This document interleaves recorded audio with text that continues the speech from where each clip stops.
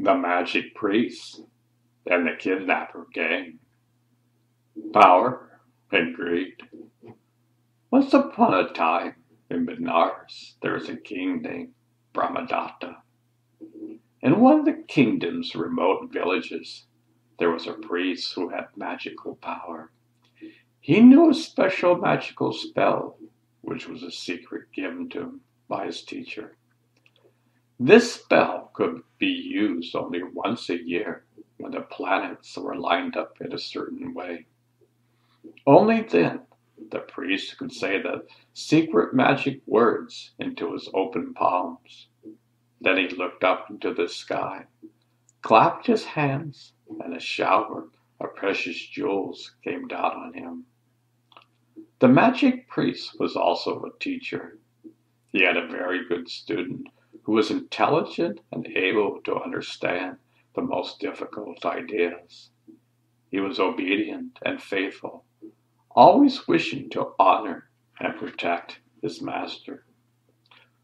One day, the priest had to go on a trip to a faraway village in order to perform an animal sacrifice.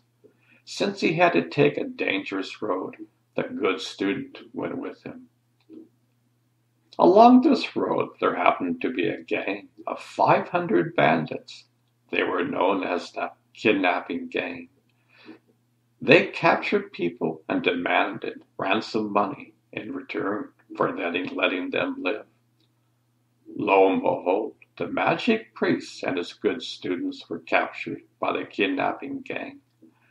They set their ransom at 5,000 gold coins and sent the students to go get it in order to save his master's life. Before leaving, the student knelt before his teacher and bowed respectfully. He said to him quietly so the bandits could not hear, "O Master, tonight is the one night of the year when the planets will be lined up perfectly. Only then can your magic spell be used to shower you with jewels from the sky. However, I must warn you, my beloved and respected teacher, that to use such a power to save yourself from such greedy men as these would be extremely dangerous. Obtaining great wealth so easily must lead to disaster for men like them. And if you think only of your own safety, bringing such harm to them will cause danger to you as well. Therefore, I warn you, do not give in to the desires to make the spell of jewels.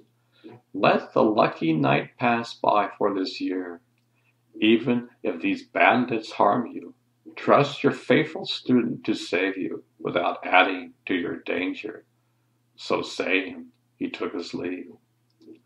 That evening, the kidnappers tied up the magic priest tightly and let him outside their cave for the night. They gave him nothing to eat or drink. After the moon came out, the priest saw the planets lining up so his spell could work. He thought, "Why should I suffer like this? I can magically pay my own ransom. Why should I care if harm comes to these 500 kidnappers? I'm a magic priest. My life is worth much more than theirs. I care only for my life, and besides, this lucky night only comes out but once a year. I cannot waste the chance to use my great power." Having decided to ignore the advice of the good student, he called the kidnappers and said, "O brave and mighty ones, why do you want to tie me up and make me suffer?" They replied, "O holy priests, we need money. We have many mouths to feed. We must have money, and lots of it." The magic priest said, "Oh, you did this for money. Is that all there is to it? In that case, I will make you rich beyond your wildest dreams, for I am great and powerful. As a holy priest, you can trust me. You must untie me, wash my head and face, dress me in new clothes, and cover me with flowers. Then, after so honoring me properly, leave me alone to do my manager." The kidnappers followed his instructions, but not trusting him completely, they hid in the bushes and secretly watched him. This is what they saw. The washed and flower-covered priest looked up into the sky. Seeing that the planets were lined up in a special lucky pattern, he lowered his head and muttered the magic spell into his hands. There were sounds that no one could understand, something like this: Ni wa shi na el ni mi wa go ba mi ni say. Then he gazed into the sky and clapped his hands. Suddenly he was showered with the most beautiful jewels. The kidnapper gang came out from hiding and grabbed all the precious stones. They wrapped them in bundles and went off down the road with the magic priest following behind. On the way they were stopped by another gang of 500 robbers. They asked them, "Why are you stopping us?" "Give us all your wealth," the others demanded. The kidnapper said, "Leave us alone. We can get all the riches we want from this magic priest, just as we have done. He says magic words, looks up into the sky, claps his hands, and the most beautiful jewels come down." So they let the kidnapper gang go and surrounded the priest. They demanded that he make a shower of precious stones for them as well. He said, "Of course I can give you all the jewels you want, but you must be patient and wait for 1 year. The lucky time, when the planets are lined up properly, has already come this year. It will not happen again until next year. Come see me then. I'll be happy to make you rich." Robbers were not exactly known for their patience. They became angry at once. They shouted at him, "Oh, you tricky, lying priest! You made the kidnapper gang wealthy, but now you refuse to do the same for us. We'll teach you to take us so lightly." Then they cut him in two with a sharp sword and left both halves of his body in the middle of the road. The robbers chased after the kidnapping gang. There was a terrible bloody battle. After hours of fighting, they killed all 500 kidnappers and stole the wonderful jewels. As soon as they left the battleground, the 500 robbers began quarreling over the wealth. They divided in two rival groups of 250 each. These fought another bloody battle until only two were left alive, one from each side. Those two collected all the valuable jewels and hid them in the forest. They were very hungry, so one guarded the treasure while the other started cooking rice. The one doing the guarding thought, "When the other is finished cooking, I will kill him and keep all this loot for myself."